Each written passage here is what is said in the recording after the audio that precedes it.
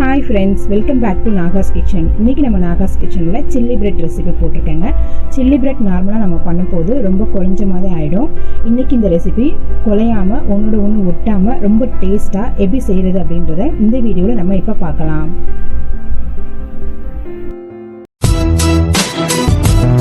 Video பார்க்குறதுக்கு முன்னாடி இதுவரை நம்ம சேனலை சப்ஸ்கிரைப் பண்ணாதவங்க சப்ஸ்கிரைப் பண்ணிக்கோங்க. சப்ஸ்கிரைப் பட்டனுக்கு பக்கத்தில் உள்ள பெல் ஐக்கானையும் டச் பண்ணிங்கனாக்கா நான் போடுற வீடியோஸ் எல்லாம் உங்களுக்கு உடனுக்குடனே வந்துடும்.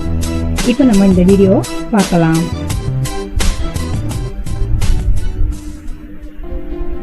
ஒரு பேன் ஹீட் ஆனதும் 2 டேபிள் ஸ்பூன் அளவுக்கு கீ ஆட் பண்ணிட்டு இந்த மாதிரி 6 பீசஸ் வீட் பிரெட் எடுத்து கட் பண்ணி வச்சுருக்கேன். அதை இதில் ஆட் பண்ணிவிட்டு இப்போ ஃப்ரை பண்ணி விட்டுடலாம்.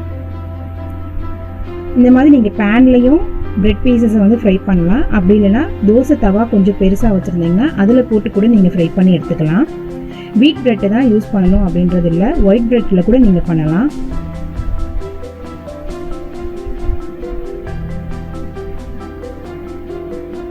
ஸோ இப்போ பிரெட் பீசஸ் நமக்கு ரெடி ஆகிடுச்சு. ஒரு பேன் ஹீட் ஆனதும் 2 டேபிள் ஸ்பூன் அளவுக்கு பட்டர் ஆட் பண்ணிக்கோங்க. பட்டர் இல்லாதவங்க கீ கூட நீங்கள் ஆட் பண்ணிக்கலாம்.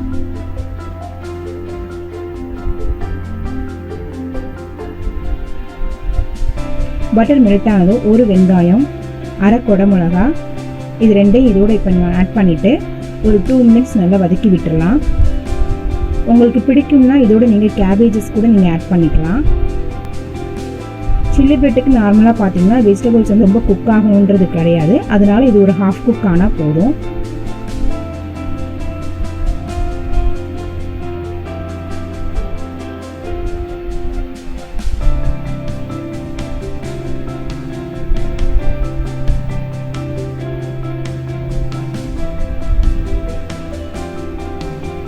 இதோட மீடியம் சைஸ் தக்காளி ஒன்று பொடி பொடியாக கட் பண்ணி ஆட் பண்ணிவிட்டு அதையும் ஒரு 2 மினிட்ஸ் வதக்கி விட்டுட்டு இந்த ரெசிபிக்கு தேவையான சால்ட் ஆட் பண்ணிக்கலாம்.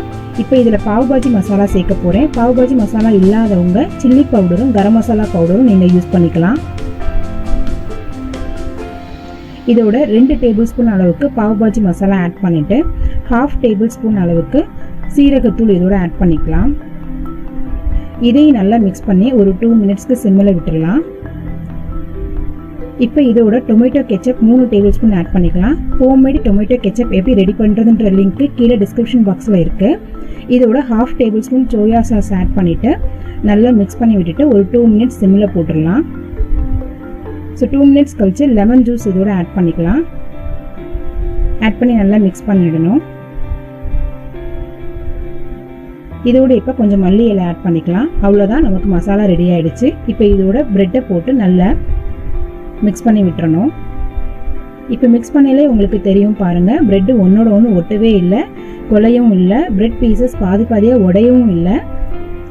ஸோ நமக்கு சில்லி ப்ரெட் ரொம்ப ஈஸியாகவே ப்ரிப்பேர் ஆகிடுச்சு.